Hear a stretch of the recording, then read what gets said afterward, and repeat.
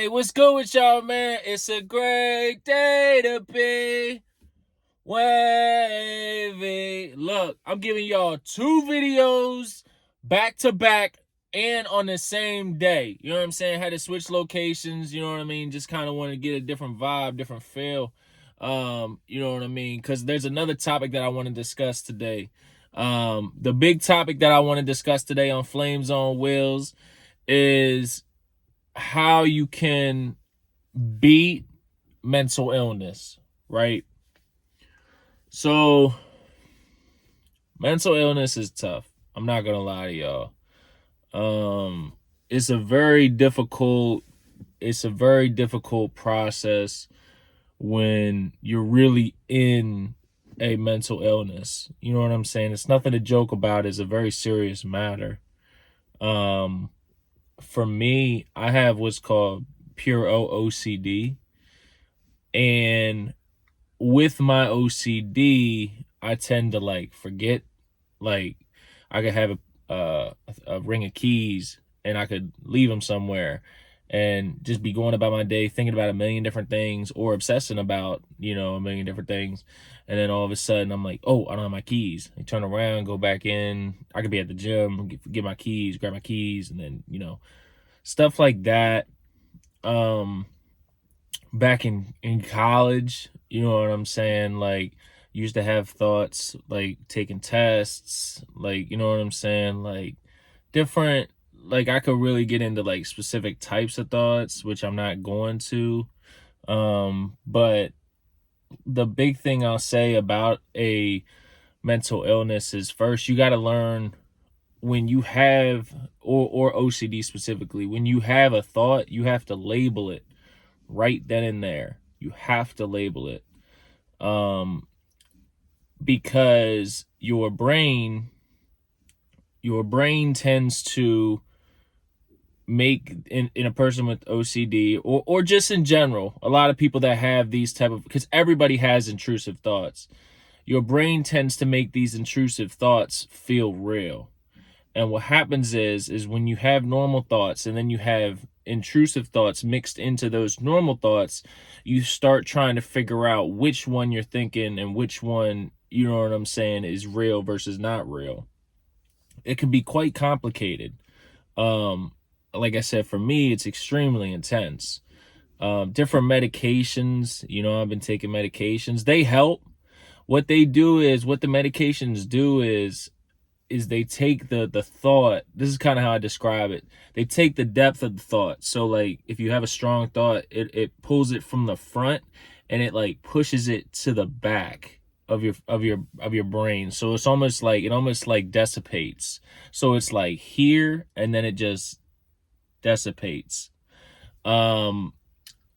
Without the medicine, I will say it's a lot more of like a magnifying glass. Like, everything's a lot more like in your face, like feels real, difficult to conceptualize, like, but the first thing I say is, like, you have to label, you know what I'm saying? Like, label what your thought is, and don't analyze, like, why am I having this thought? Your brain's going to give you these crazy thoughts, these random thoughts all day long.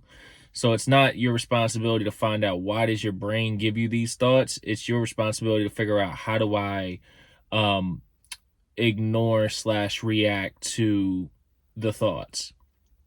So labeling is probably the most important.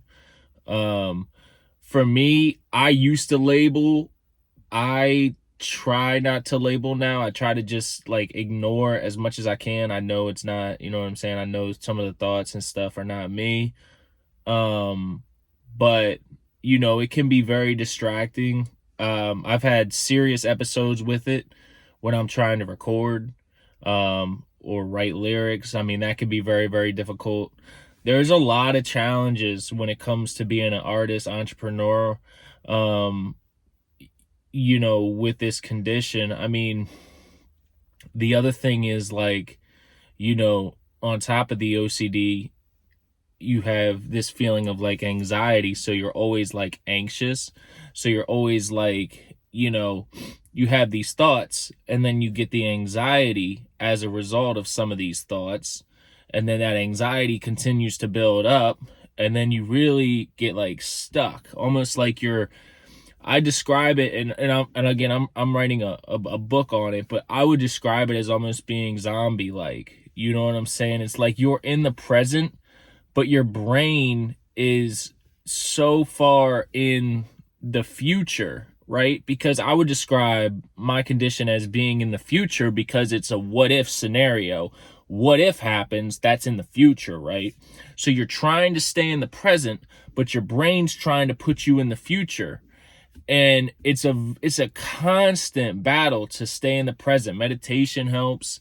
There's a lot of different types of strategies that can help kind of bring you to the present. Certain breathing techniques. For me, music. Music really keeps me grounded, really keeps me alive. When I do a song, the OCD allows me to obsess about the finer details of the song, whether it's like the EQ of the song here, or the compression of the song here, or how much reverb's on the song, or if the auto tune is on. I took off auto tune on almost all my songs now, but back in the day, like trying to get the auto tune right, and like it's like just, and then like I used to be so like tough about like, if I release this song XYZ, da da da da. And as you get older, the more and more, and the more and more I'm learning to deal with it and everything like that, I'm understanding like, there's nothing I can do to stop it. And I mean, there's days where I could be in my room for, hours. I could be in there for 3, 6, 7 hours sometimes, just battling myself, trying to get out of that what if scenario to be in the present and actually go out and enjoy life. They actually say that being in your home is the most dangerous place for a condition with extreme intrusive thoughts, because when you're in your home, that's when you're more likely to, you're comfortable in your home. That's when your brain's more likely to relax and really start, once your body is relaxed and you're comfortable, that's when the brain starts shooting off all the random thoughts, because you're not distracted. You're just you're at your comfort environment, and then they just start flowing. And then when you get one and you're at your house and you're comfortable, you're stuck. You're like, oh man, like I'm stuck. Like I can't escape this. I can't. Like it's really like that. You really feel like you're a prisoner in your own brain with some thoughts, that you cannot physically move your body to get out of bed or move from what you're doing and go get into the world and be present. It's a very, very, very serious, and it's a very, very scary situation. And a lot of people don't talk about it because they're embarrassed. But here's the thing about it. You see what I'm doing. You know what I'm saying? Like, I took the route of, okay, I'm not going to let this affect me. I'm not going to let this beat me. Yes, it's going to challenge me. It's going to challenge the hell out of me. Is it going to be difficult? Yeah, it's going to be super difficult. But I don't want it to be a crutch. I don't want it to handicap me. Even though it's technically a handicap situation, I don't want to let it handicap me. So what I do is, in order to be in the present, I do music, I do these vlogs, I go to the gym, I am on medicine, and again, the medication really does help. I'm not going to lie to you guys. It's a beast to get on some of these medications, and there's a ton of side effects when it comes to this stuff, but it does help. And I will tell you the reason, again, the simplest reason, and again, this will be in my book in a lot more finer detail, but the simplest reason is because if you have a what if thought, okay, like an OCD thought, it starts here, like in the middle of your brain, and it comes super, super, super forward, right? And it comes so forward to the point where all you do is see it. It's like stuck. Like it could be, again, I don't want to get into the thoughts, but it's like stuck. And what the medication does is it brings it back in a super fast speed. So it's like the thoughts like, oh my gosh, here we go, and then it's like gone, and then it's like, okay, all right, that was just, but it takes a long time to understand that you can beat this. And I mean, and there's obviously a lot of side effects with the medications and stuff like that, you know. But my thing, the hardest thing for me, and again, probably anybody that's facing intrusive thoughts, is learning to leave the house. Get out. Get out. Go when you're at your house. If you're an artist like me and you record and you do beats and you do mixing, cool. Get it done and get out. Get some fresh air. Go to the gym. For me, go to the Amish market. Get some Robex. Go see my family. Like, get out. Because if you have intrusive thoughts and you're in your house and you cannot escape, I'm telling you, the reason you cannot escape is because that is the most dangerous place for a person with a condition like I'm describing. Okay. Many of you, again, many of you probably don't have OCD. Everybody has a little bit, just a tiny bit of OCD, right? But everybody has intrusive thoughts at some point. Everybody. You have some type of intrusive thought. And by you allowing the condition to overtake you and win, it becomes, are you yourself or are you the intrusive thought? And again, for me, the strategy is just like understanding, like, okay, like, this is who I am, like, this is what I want to be. Like, sometimes I gotta write stuff down, you know what I'm saying? Like, because again, I'll get so lost in like the what if scenarios that I gotta bring myself back down and like, okay, like, all right, I'm in the present, like, this is what I'm trying to do, like, this is my goal, like, this is the, but it's intense. Like, I'm not gonna lie to you, it's intense. I've had several different times where I've had anxiety attacks. I've had several different times, you know, I get into it with you guys, but I'm just saying, like, if you feel like there isn't light at the end of the tunnel, like, there is, like, 100% there is. And the last few months, I've gotten a lot better. My medication has been able to adapt to me. And life is, you know, obviously I lost my dad. And that's going to take a while to really, you know, kind of, I don't know. But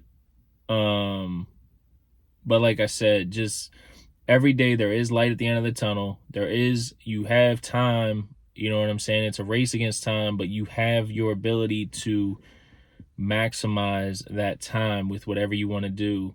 But don't be at your house 24/7. You know what I'm saying?